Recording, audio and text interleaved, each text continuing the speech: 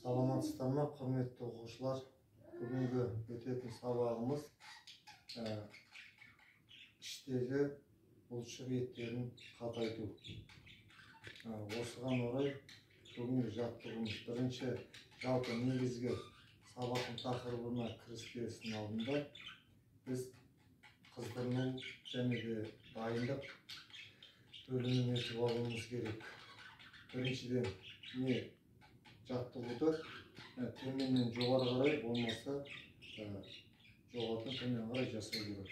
Біз енді жоғарыдан төмен бастаймыз. Ең бірінші қолды бері ұстап, мойыннан бастаймыз. Оңға қарай, солға қарай, оңға қарай, солға қарай, бұрыламыз, айналдырамыз. Мойнымызды оңға қарай, солға қарай. Одан кейін қолды иыққа қоямыз. Алдыға қарай, артқа қарай. Иықтарымызды айнап аламыз.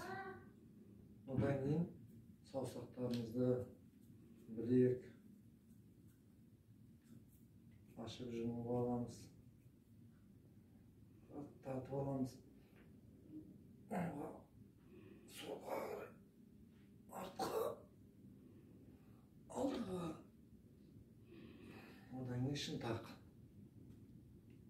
Ішке қарай, сыртқа қарай. Одан кейінгі иықтарымыздың арасында майда шыбықтарды тартып аламыз.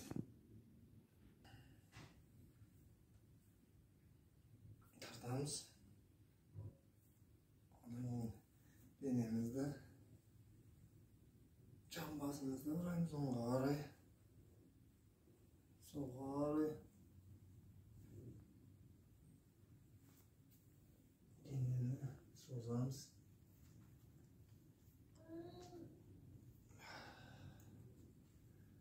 Тізені ұраймыз. Ішке қарай, сыртқа қарай.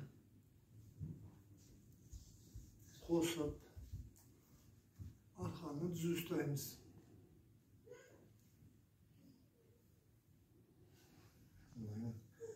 Аяқты созамыз. Сіңілерді. Аяқтан сол аяққа.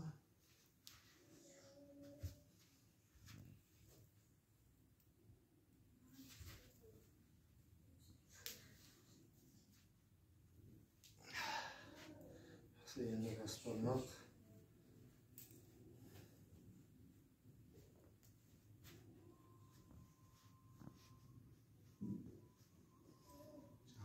Енді біраз жүреміз.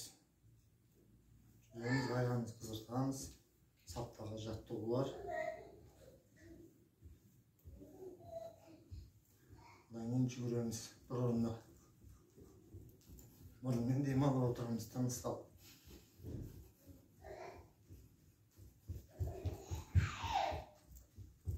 Енді сілкінеміз. Келе жатту, қолды аяқсы.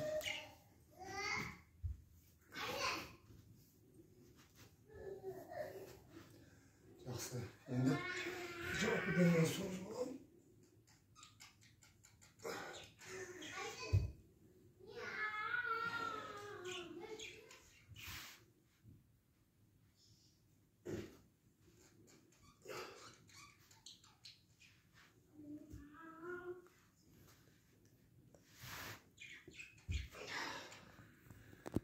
Енді жалпы енді пресс жасауға іштегі бұлшықеттерді қатайтатын жаттығуларға көшеміз. Енді құрметті оқушылар, дайындық бөлімін бітірдік, қыздырынып алдық. Енді негізгі тақырыпқа көшеміз. Енді бұл бұлшықетті қатайту, орысша айтқанда пресс өте өмірде керекті жер қыз балаға да, ер балаға да бұлшық еттің қатаюы. İşte жаттығуға көшеміз. Бірінші жаттығуымыз жатамыз. Байланып. Екі шынтағымызды тірейміз. Шынтақ тіреген кезде астымызға да жүрмейміз. Екі шынтақ, екі алақан жақсылап тіреліп, тіреу жасаймыз да аяқты сәл көтереміз. Сөйтіп 10 секундтай 10 реттен жаттығу, 10-12 реттен жаттығу жасаймыз. Бірінші бастап қалып сәл көтереміз аяғымызды, тізені бүкпейміз, аяқтың ұшын созып тұрамыз. Ручкамен жазғандай аяқты көтеріп отырамыз. Демді тоқтатпаймыз, тыныс алып жасаймыз. Жаттығуды бастаймыз. Бастап қалып, баста.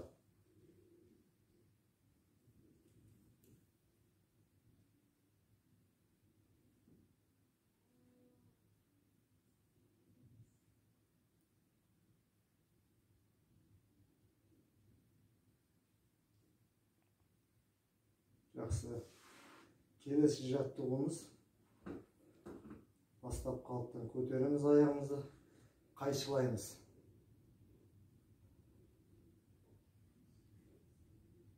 Тізені бүктіру керек.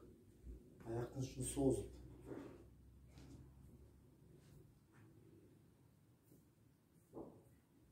Жақсы. Келесі жаттығуымыз түзулеп қайшылаймыз. Бастап қалып отырамыз, бастаймыз.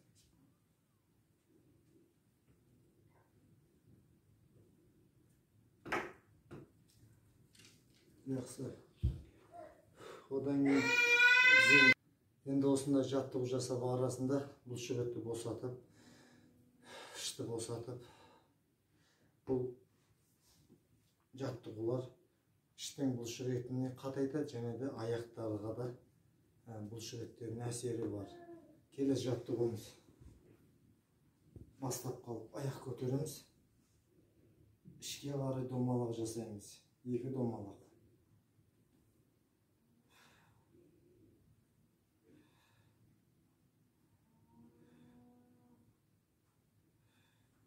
Бұл жерде қатты көтерудің керегі жоқ аяқта. Аяқ жерге тимеу керек. Жақсы. Енді келесі жақа. Ішіне қарай. Сүйрет салып отырамыз. 2 аяқпен. Бұлшық еттерге. Жақсы жұмыс. Кетіп жатыр. Жақсы. Босатып аламыз. Келесі жаттығуымыз енді 2 аяқ қосып, оңға қарай домалақ жасаймыз.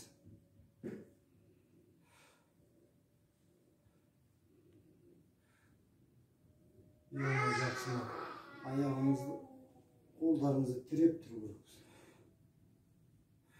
Жақсы. Енді солға қарай. Бәрі бастап қалыптан.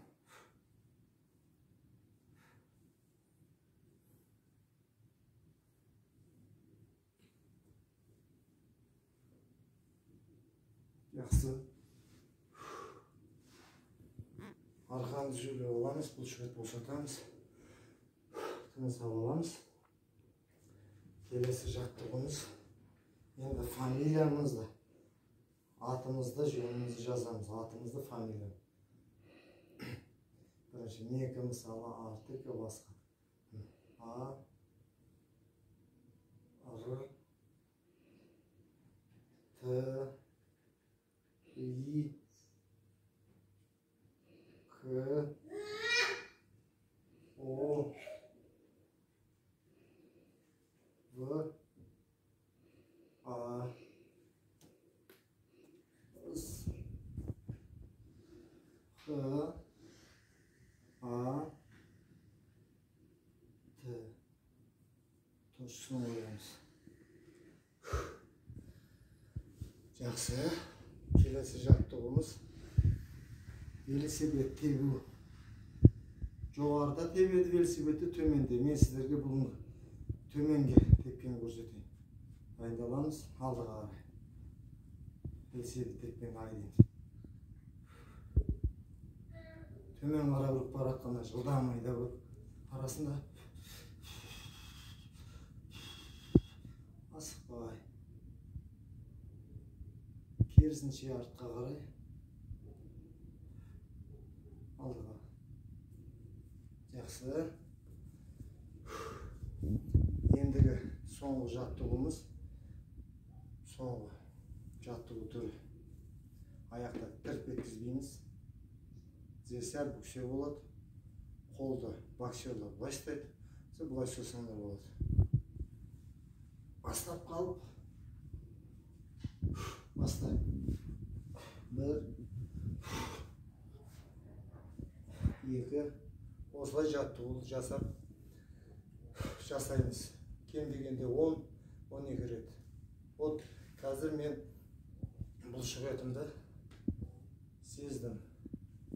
Одан кейін жаттығу тұрамыз. Бір сілкініп аламыз. Мен сіздерге көрсетейін деген көріңіздер ме? Осындай шығады. Бірақ оған уақыт керек. Жаттығудың соңында созылмалы жаттығулар жасаймыз. Бұлшық еттер ертең күні ауырып қалмау үшін. 1, 2 дем жіберіп отырамыз. Тыныс. Жақсы. Созып аламыз.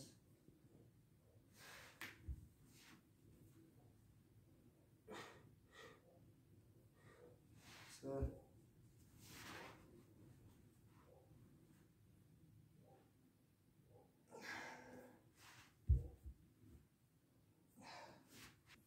Созыламыз.